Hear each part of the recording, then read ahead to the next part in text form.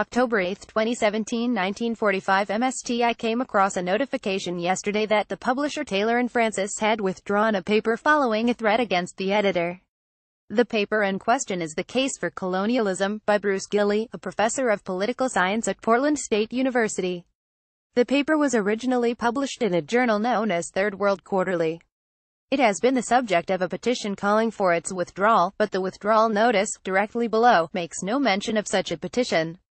If you click on the link to the paper you will find, Abstract Withdrawal Notice. This viewpoint essay has been withdrawn at the request of the academic journal editor, and in agreement with the author of the essay.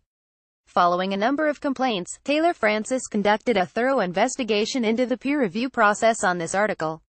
Whilst this clearly demonstrated the essay had undergone double-blind peer review, in line with the journal's editorial policy, the journal editor has subsequently received serious and credible threats of personal violence.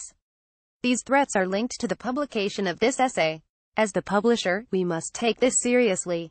Taylor Francis has a strong and supportive duty of care to all our academic editorial teams, and this is why we are withdrawing this essay. Oh dear, oh dear.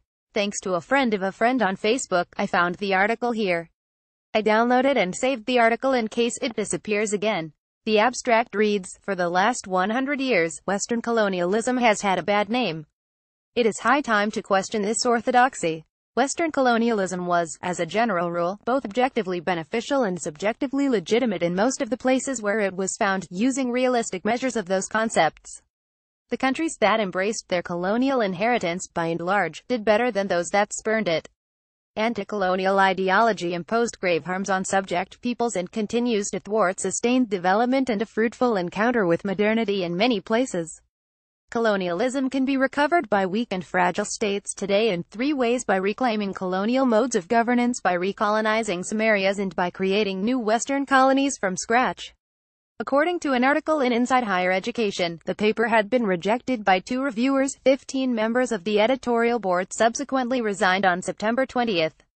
Inside Higher Education noted that the article was criticized for lack of rigor, failure to engage with the broader literature, and to ignore colonial-era atrocities.